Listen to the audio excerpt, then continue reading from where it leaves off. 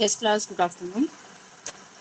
आज हम हमारी बिजनेस मैथमेटिक्स 2 में डेटा इंट्रोडक्शन, क्लासिफिकेशन, टेबुलेशन जो हमारा 5th चैप्टर है, उसमें हमारा जो टॉपिक है 5.5 वो करेंगे editing of data. Editing of data क्या होता है? हमने डाटा को कलेक्ट किया है from primary source and from secondary source.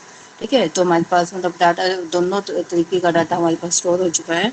अब इसको एडिट करते हैं। ठीक है, एडिट करने की हमें क्यों जरूरत होती है, अब सारा ये आगे हम पढ़ेंगे। After the data has been collected, जब डाटा हमारे पास आ जाता है, next step in a statistical investigation is to edit the data. जो भी डाटा कलेक्ट हुआ है उसमें हमें कुछ एडिट करना पड़ता है। The main objective of editing of data is to detect possible error and irregularities, यानी कि जो भी एरर है, हमारा पॉसिबल एरर है, उसको ताकि हम रिमूव कर लें, और जो भी यूनिफॉर्मिटी, जो भी इरेगुलरिटीज कुछ लगता है कि ये डाटा सही नहीं है, तो उसको हम निगलेक्ट कर सकते हैं। The task of editing is a highly specified one and requires great care and attention. ये बहुत attention का काम है कि हमें किस डाटा को रखना है, कौन से डाटा को छोड़ना है। ठीक है, एडिटिंग ऑफ डाटा ये क्या है, काफ़ी एक्यूरेसी चाहिए इसमें, और गुड केयर चाहिए, अटेंशन चाहिए काफ़ी। ठीक है हमें इसकी जरूरत क्यों पड़ती है? देखो, एडिटिंग फॉर कंप्लीटनेस, हमें इसकी जरूरत पड़ती है कंप्लीटनेस के लिए। The investigator should note that schedule और क्वेश्चनरीज इज कंप्लीट और नोट। कई बार क्या होता है, जैसे मान लो हमने प्राइमरी स्टोरेज से डाटा कलेक्ट किया है, ठीक है, क्वेश्चनरीज हमने फिल करवाई है। अब उसमें वो जो जो उसने फिल करी है, वो क्या करता है, हाफ ही फिल करता है, उसको पूरी ना करे, इनकम्प्लीट यानी कि दे उसको। जरूरी थोड़ा कि हर बंदा सारा उसको कंप्लीट करके देगा, जितने क्वेश्चन है सबके आंसर फिल करके देगा, कईयों को वो ना करे, उसकी मर्जी हो तो। ठीक है, तो जो इनकम्प्लीट है उसको क्या करें, उनको रिमूव करते हैं। फिर हम जो कंप्लीट है उनको देखना, क्वेश्चन जैसे कंप्लीट है या नहीं है। यदि नहीं है तो उनको हम एडिट कर देंगे, या फिर उनको छोड़ देंगे, या फिर उनको दोबारा से उनसे कंटेक्ट करके उनसे वो इन्फॉर्मेशन लेंगे हम। If not complete it should be sent back for necessary action, उसको वापस भेजा जाए ताकि हम उस पर कुछ एक्शन, नेसेसरी एक्शन के, उसको या तो निगलेक्ट करना है हमें, या फिर उसको पूरा फिल करवाना है, ये फिर डिपेंड करता है उसके ऊपर। ठीक है, फिर है सेकंड, एडिटिंग फॉर एक्यूरेसी, ताकि हमारा एक्यूरेट रिजल्ट आए। Having received the schedule of the series, the investigator should know whether the collected data are according to the predetermined standard of accuracy or not. यानी कि जितना हमें चाहिए, हमने मान लो कैलकुलेट किया है कि इतना तो अप्रोक्स हमारा आंसर आना चाहिए, लेकिन वो उतना आ जाए तो ठीक है, यदि उससे नहीं आता, मीन्स हमें डाटा में कुछ कमी है, ये पूरे से अच्छे से एक्यूरेट नहीं है, अभी हमें और डाटा हमें कलेक्ट करना पड़ेगा। एडिटिंग फॉर कंसिस्टेंसी, ठीक है, कंसिस्टेंसी के लिए, इन ऑर्डर टू जज वेदर द रिटर्न्ड शेड्यूल और questionnaires are consistent, we should compare the answer with the questions.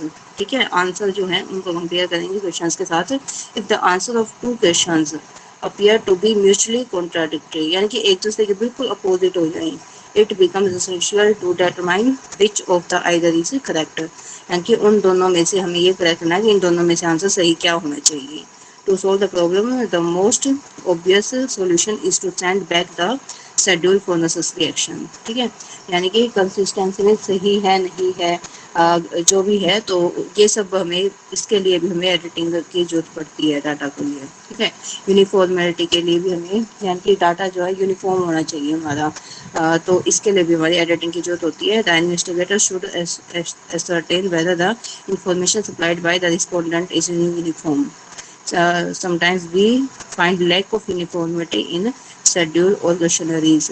The data must be edited to avoid the lack of uniformity. उसको edit कर देते हैं ताकि हमारी uniformity बनी रहे। ठीक है, सिमिलरली जो सेकेंडरी स्टोरेज है, उसके भी डाटा को हमें एडिट करना पड़ता है। The editing of secondary storage data, the following points should be considered carefully. Origin of collected data, जहाँ से कलेक्टेड डाटा, सेकेंडरी स्टोरेज में वो खुद तो डाटा कलेक्ट नहीं करता ना, सेकेंडरी डाटा में वो प्राइमरी से डाटा कलेक्ट करता है, तो उसको कम से कम ये पता होना चाहिए कि उसने डाटा कहाँ से कलेक्ट किया, origin of collected data, method of collection, किस मेथड से उसको कलेक्ट किया है, कितना टाइम लगा है इन्वेस्टिगेशन में, और कितना एक्यूरेट डाटा है। ठीक है, degree of accuracy, unit of measurement, उसको मापने के क्या, इतना होना चाहिए था, इतना हुआ है नहीं हुआ है, जियोग्राफिकल एरिया, टेस्ट चेकिंग, तो ये सारे हैं। इस वजह से हमें क्या है कि एडिट करना पड़ता है, editing of secondary storage data. तो इसलिए हमें क्या है कि in the it is clear that from the above discussion that the data should not be taken as they are. Data are to be use only when they are found satisfactory. ठीक है, हम जो भी given data उसको तभी use कर सकते हैं जब वो डाटा हमारे क्या है सेटिस्फैक्ट्री होगा। हमें लगता है कि अब हमारे पास सफिशिएंट डाटा है, अब हम इस पर कैलकुलेशन करेंगे तो हमारा एक्यूरेट रिजल्ट आएगा, तभी हम उसको अंडर प्रोसेस लेके आएंगे। अदरवाइज तो वो डाटा यदि लगता है कि नहीं अभी ये इनसफिशिएंट है, तो फिर से दोबारा से हम क्या है वही प्रोसेस फॉलो करेंगे और कहीं और से डाटा को कलेक्ट करेंगे। फिर है क्लासिफिकेशन ऑफ डाटा। डाटा को मतलब कैटेगरी वाइज डिवाइड करना, ठीक है, ताकि उस पर कैलकुलेशन हो जाए हमारी। तो classification of data, generally we find the data collected are in complex and unarranged form. Data जो हम कलेक्ट करते हैं वो क्या होता है कॉम्प्लेक्स होता है, ठीक है ना, और अनअरेंज्ड होता है, मतलब सारा इकट्ठा कर लिया बस हमने, तो इकट्ठा तो वो हमें समझ ही नहीं आएगा कि इसको करना क्या है, कैसे करेंगे, कैसे उसको मैनेज करेंगे। तो वो अनअरेंज्ड डाटा को हम क्या करते हैं, सबसे पहले तो उसको अरेंज करते हैं। ठीक है, the analysis and interpretation of such data is very difficult. यदि हमारे पास यदि वो डेटा अच्छे से अरेंज नहीं है, तो हम क्या करते हैं कि जो उस पर कुछ भी कैलकुलेशन करेंगे तो वो बहुत ज़्यादा डिफिकल्ट हो जाएगी। ठीक है, तो उसको इसके लिए हम क्या करते हैं, it is necessary that the collected data should be classified into classes and sub classes according to the some characteristics. तो हम क्या करते हैं, पूरे डाटा को जो भी हमारे पास आया उसको क्लासेस में डिवाइड कर देते हैं या फिर उसके सब क्लासेस बना देते हैं। जो प्रोसेस है पूरे डाटा को अरेंज करना उसको क्या बोलते हैं, क्लासिफिकेशन ऑफ डाटा। ठीक है, डाटा को क्लासिफाई करना। Classification is the grouping of related data into classes, यानी कि जो भी गिवन डाटा है उसको ग्रुप्स बनाने, उसको तोड़ना हमें, मतलब इनटू क्लासेस, क्लासेस की फॉर्म में उसको अरेंज करना। द अनग्रुप्ड और shapeless data can neither be easily compared NOR interpreted, यानी कि जो डाटा हम जिसको हम इनमें क्लासेस में नहीं तोड़ पाएंगे, जो हमारा अनशेप्ड डाटा है या अनग्रुप डाटा है उस पर तो बहुत डिफिकल्ट हो जाएगा, उसको वो है ना, उस पर हम इन्वेस्टिगेशन नहीं कर पाएंगे। तो ये कुछ डेफिनेशंस हैं, इसको भी तुम किसी भी डेफिनेशन को एक आधी डेफिनेशन को यदि लिखना चाहो तो अपने लिख सकते हो, या फिर जैसे कुछ भी है उसमें किसी का भी नाम दे दो आप। ठीक है, एक दो राइटर्स हैं जैसे इनके नाम याद कर लो, उसमें जो भी लिखना है, ठीक है, दो चार सेंटेंस याद कर लो कि इस तरीके के हमारे सेंटेंस है, इसने ये डेफिनेशन ये की है, ये इसने ये डेफिनेशन दी है। एक दो यदि ये डेफिनेशन भी ऐड कर दोगे तो तुम्हारा मतलब और ज़्यादा अट्रैक्टिव हो जाएगा। ठीक है, थ्योरी पोर्शन में क्या होता है, तुम जितना लिखते हो उतने उसके अकॉर्डिंग तुम्हारे मार्क्स मिलते हैं। बाकी तुम्हें ज़्यादा इस चीज़ में तो एक्सप्लेन करने की मुझे जरूरत नहीं है, क्योंकि बाकी सारे जो पेपर है मोस्ट पेपर तुम्हारी क्या आते हैं थ्योरी बेस पे होती है। तो थ्योरी जो होती है वो उसमें तुम जितना लिखोगे उतने तुम नंबर गेन करोगे। ठीक है, अब आगे देखो ऑब्जेक्टिव ऑफ क्लासिफिकेशन। हमारे जो हमने इसको क्लासिफिकेशन किया है तो उसके ऑब्जेक्टिव्स क्या क्या हैं, किस वजह से हमने इसको क्लासिफिकेशन में डाला है। To make the data simple and brief, data को बहुत ज़्यादा सिंपल बनाने के लिए और ब्रीफ मतलब जल्दी से वो समझ आए छोटा बनाने के लिए हमने क्या किया है, उसको क्लासिफिकेशन में डिवाइड किया है। The main objective of classification is to condense the area of data, the mass of data to make them easily understandable। हमें उसको जल्द इजी अंडरस्टैंडेबल करने के उसको ताकि समझ आ जाए। तो इसका सबसे इम्पोर्टेंट जो क्लासिफिकेशन का फायदा होगा वो क्या होगा, to make data simple and brief, उसको छोटा बनाना और उसको आसान बनाना। ठीक है, जैसे इसमें यहाँ पे अब जैसे मार्क्स हैं, marks can be put in the following वे। अब देखो मान लो 150 में से नंबर आए हैं हमारे, ठीक है, नंबर ऑफ स्टूडेंट्स हैं हमारे पास हैं। देखो हम इसको क्या है क्लासेस में डिवाइड कर लेते हैं कि 100 से 110 के बीच में हमारे पास कितने स्टूडेंट्स हैं वो काउंट कर लेते हैं। हमारे पास 40 स्टूडेंट्स हैं। 110 से 120 हमारे पास कितने स्टूडेंट्स हैं, 30। 120 से 130 के रेंज में 12। ठीक है, 130 से 140 में 10 और 140 से 150 में 8 बच्चे।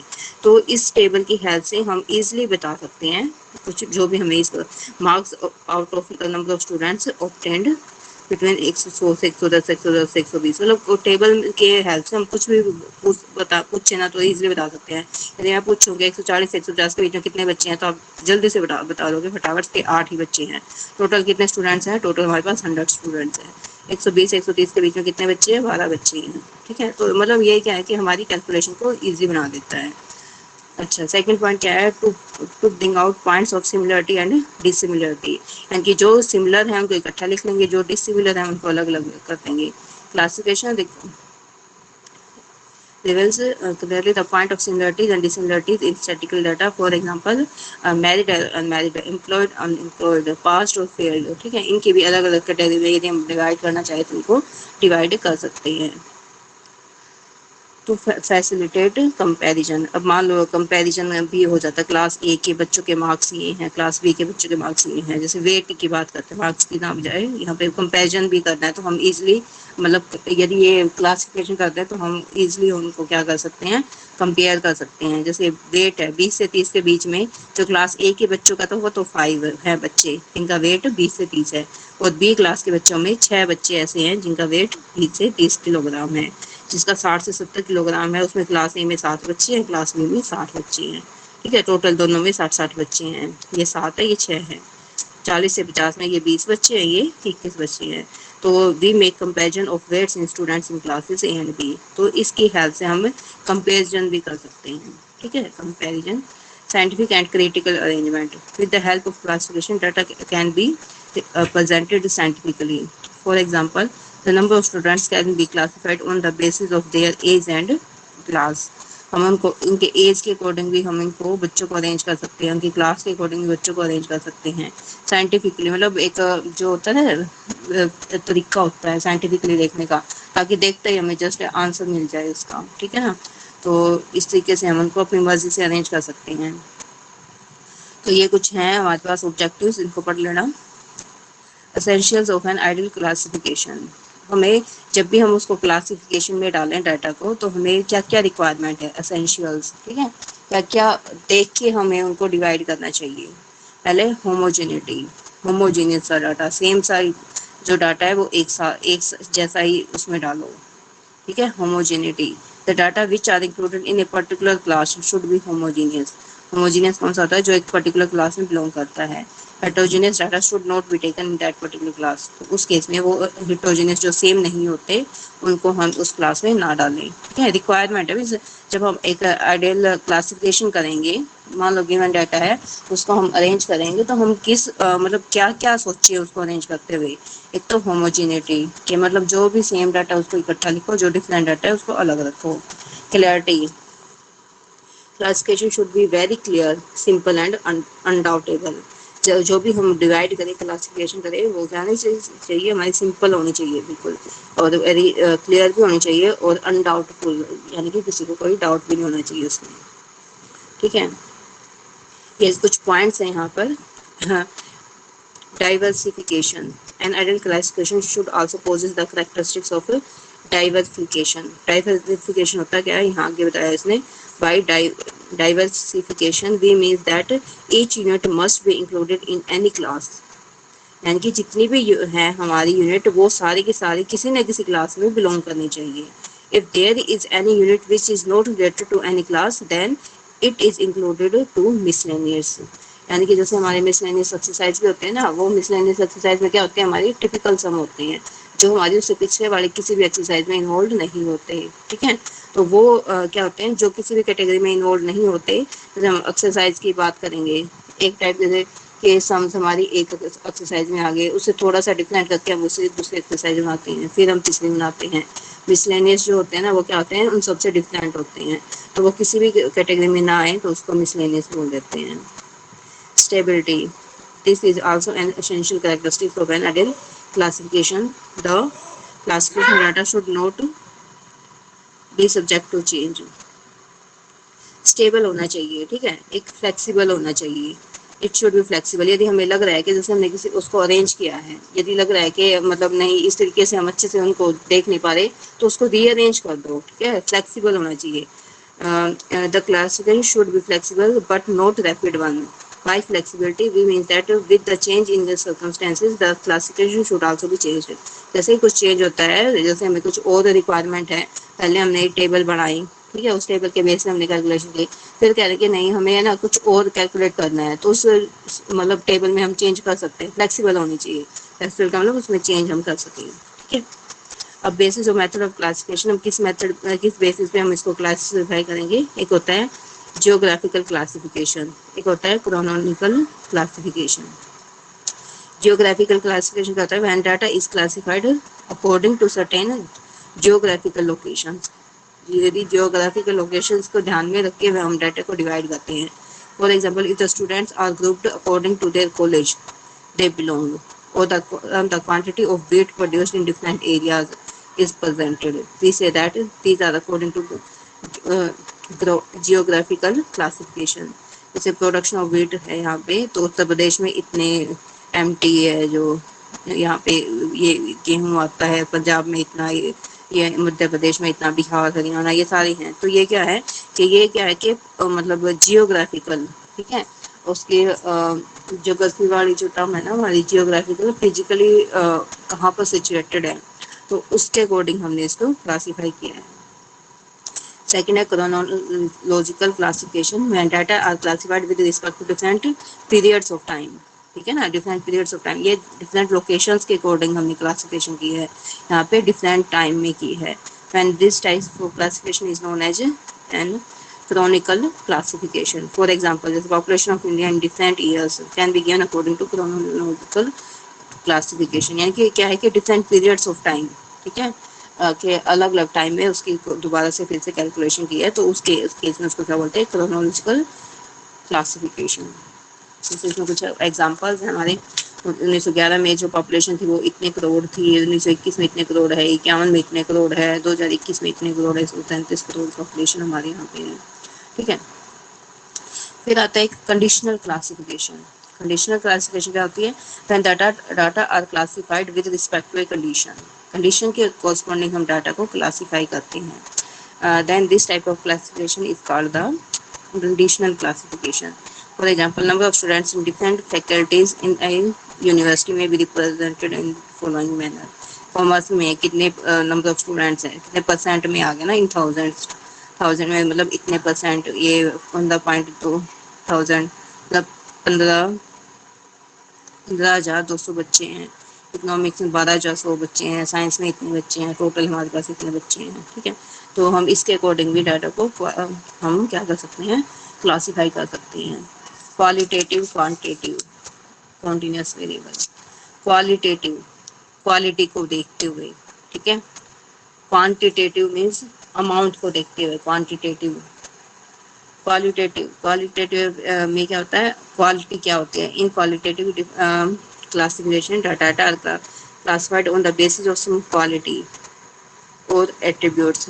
लाइक क्वालिटी होते हैं ना, क्वालिटी जैसे क्या है, ब्यूटी है, ऑनेस्ट है, लिटरेसी है, सेक्स है, रिलीजियन है, इसके अकॉर्डिंग यदि हम उसको डिवाइड करते हैं तो। When the classification is done on the basis of two attributes such as employment, employment के बेस पे हो या फिर unemployment या फिर sex के बेस पे हो, मेल है या फीमेल है, then the type of classification is called twofold और dichotomous classification, इसको ये बोलते हैं dichotomous classification बोलते हैं।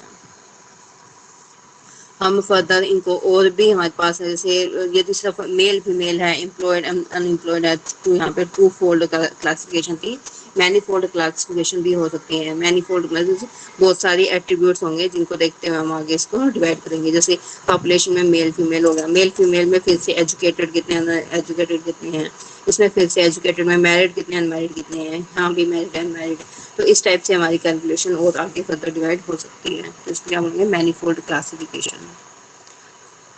क्वांटिटी, क्वांटिटी मीन्स नंबर, कितने हैं, नंबर्स में। If the data is classified on the basis of some characteristics which can be measured such as weight, height, income, ठीक है, ये नंबर्स में होते हैं ना हमारे। इस टाइप से यदि हम क्लासिफिकेशन कर सकते हैं तो इस क्लासिफिकेशन को क्या बोलते हैं, क्वांटिटेटिव क्वालिफिकेशन। जैसे यहाँ पे हाइट है, नंबर ऑफ स्टूडेंट्स है, हाइट 160 से 160 से 164 सेंटीमीटर है, तो उसमें कितने स्टूडेंट्स, 122 हैं। 164 से 168 है तो कितने स्टूडेंट्स हैं, इस तरीके का हमारे पास क्लासिफिकेशन हो सकती है, ठीक है। नेक्स्ट आता है हमारे पास वेरिएबल्स, के वेरिएबल्स होते क्या हैं।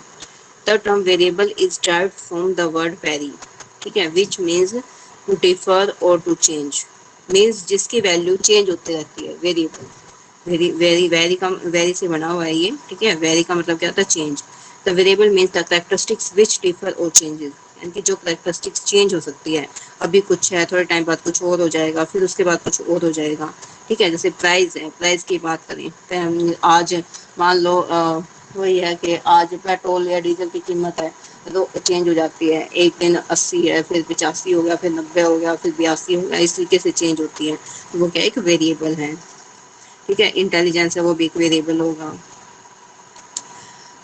आगे हमारे पास वेरिएबल्स के भी कितने हैं, 2 टाइप्स होते हैं, एक होता है डिस्क्रीट वेरिएबल होता है, एक होता है कॉन्टिन्यूस वेरिएबल। ठीक है, डिस्क्रीट वेरिएबल में क्या होता है, a variable which can not take all possible values in a given range is called the discrete or discontinuous variable.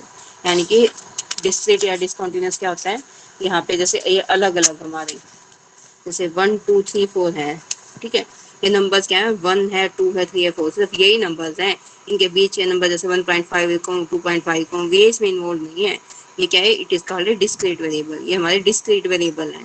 ठीक है, कॉन्टिन्यूस ना हो गए, सिर्फ ये नंबर्स, एक ये नंबर, एक ये, एक ये, एक ये नंबर, इनके साथ कुछ और लगाए ना, ये इंक्लूड नहीं होंगे जैसे फ्रैक्शनल पार्ट इन नंबर्स में यदि हम करें, तो ये क्या है, डिस्क्रीट टाइप के वेरिएबल है। ठीक है, जैसे नंबर ऑफ चिल्ड्रंस है एक, नंबर ऑफ फैमिलीज 80 फैमिलीज में एक ही बच्चा है, 53 फैमिलीज में 2 बच्चे हैं, 25 में 3 बच्चे हैं। अच्छा, 5 फैमिलीज ऐसे हैं जहाँ 4 बच्चे हैं, या 2 फैमिलीज ऐसे हैं जहाँ 5 बच्चे हैं। ठीक है, तो ये क्या है डिस्ट्रीब्यूशन, जिसमें ये डाटा जो है वो क्या है, डिस्क्रीट टाइप का है, 1 2 3 4 5 इस टाइप में है। और कॉन्टिन्यूस में क्या था, रेंज होता है, जैसे 50 से 52, 52 से 54, 54 से 56, 56 से 58, 58 से 60, तो ये होता है कॉन्टिन्यूस। ठीक है, इसके विद इन रेंज भी हम ले सकते हैं, a variable which can take all the possible values in a group in the given range। जैसे हाइट है जैसे 5 foot 3 inch, 5 foot 4 inch, 5 foot 5 inch, सारे आ सकते हैं इसमें, कितने भी हो सकते हैं। So on the continuous variable may take any fraction value between two complex numbers, यानी भी दो नंबर्स के बीच में कोई भी वैल्यू ये ले सकता है। 50 से 52 में है, जैसे 25 स्टूडेंट्स हैं, ठीक है, तो ये क्या है हमारा एक कॉन्टिन्यूस, यहाँ पे एक रेंज दे देगा कि 50 से 52, 52 से 54, 54 से 56, यहाँ पे क्या है, एक वेरिएबल्स है, एक है, 2 है, 3 4 5, इस तरीके की हमारे पास ये वेरिएबल्स है। ठीक है, आगे देखते हैं different ways of classification raw data. जो हमारा जिसपे रॉ डाटा कौन सा होता है, जिसपे अब तक कोई कैलकुलेशन नहीं की, जो जस्ट हमने कलेक्ट करके रखा हुआ है, प्राइमरी डाटा जो हमारे पास है, उस पर अभी तक कोई कैलकुलेशन नहीं है, फ्रेश डाटा। ठीक है, रॉ डाटा जो होता है वो फ्रेश डाटा होता है। सबसे पहले उसको क्या होता है, एक तो किस तरीके से हम उनको अरेंज कर सकते हैं, एक होता है इंडिविजुअल सीरीज, एक होता है फ्रीक्वेंसी डिस्ट्रीब्यूशन। इंडिविजुअल सीरीज क्या होती है, an individual series or an array in which the ordered arrangement of raw data is ascending or descending order, यानी कि हम उनको जस्ट असेंडिंग या डिसेंडिंग ऑर्डर में उनको अरेंज करते हैं, तो क्या है इंडिविजुअल सीरीज। जैसे यहाँ पे हमारी सीरीज है, डाटा है हमारे पास 30 25 35 40 मार्क्स ऑप्टेड बाई 8 स्टूडेंट्स हैं। ठीक है, तो इंडिविजुअल सीरीज में या तो हम इसको असेंडिंग ऑर्डर में अरेंज कर लें या फिर डिसेंडिंग ऑर्डर में, ये हमारी मर्जी है। इस तरीके से हम इसके टेबल तैयार कर सकते हैं, जैसे सीरियल नंबर हो गए, यहाँ पे ये मार्क्स हो गए, हमने एक बार असेंडिंग में कर दिया, एक बार इसको डिसेंडिंग में, तो इन दोनों में से दोनों की जरूरत नहीं है कि इन दोनों में से हम कोई भी एक टेबल उठा के रख सकते हैं। ठीक है, इंडिविजुअल सीरीज बोलते हैं इसको। आ गया था फ्रीक्वेंसी डिस्ट्रीब्यूशन। फ्रीक्वेंसी डिस्ट्रीब्यूशन हमारा 2 टाइप का होता है, डिस्क्रीट फ्रीक्वेंसी डिस्ट्रीब्यूशन या फिर इसको अनग्रुप्ड बोलते हैं, अनग्रुप्ड फ्रीक्वेंसी डिस्ट्रीब्यूशन, और रहता है ग्रुप्ड फ्रीक्वेंसी डिस्ट्रीब्यूशन। और एक ग्रुप्ड फ्रीक्वेंसी डिस्ट्रीब्यूशन में 2 टाइप का होता है, डिस्क्रीट ग्रुप्ड फ्रीक्वेंसी डिस्ट्रीब्यूशन और कॉन्टिन्यूस ग्रुप्ड फ्रीक्वेंसी डिस्ट्रीब्यूशन। ठीक है, ये सारा अब आगे जो भी है ये सारा, ठीक है, ये डिस्ट्रीब्यूशन वगैरह ये मैं कल बताऊंगी तुम्हें, आज के लिए इतना ही काफ़ी है, इतना ही पढ़ लो आज तुम्हें। ठीक है, कल इसके रिगार्डिंग समझ वगैरह कर लेंगे, थोड़ा सा ये रहता है ये वाला पार्ट कर लेंगे, बाकी कल करेंगे। Okay, thank you class.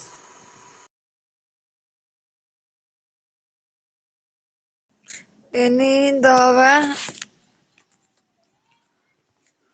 जिनोर आवाज समझ में आवे और संजू रिजल्ट आओगा अपना तो जगह फिर पूजा ने भेजा तो था ग्रुप में। या सो तो नहीं गई हो पूजा? सो भी गई उधर का वहां तो चली गई। वो असाइनमेंट बना दिया ये? मैंने भी नहीं बनाया, मतलब फोन लाग गया तो मैं सवेरे किए, एक 2 2 घंटे। ठीक है।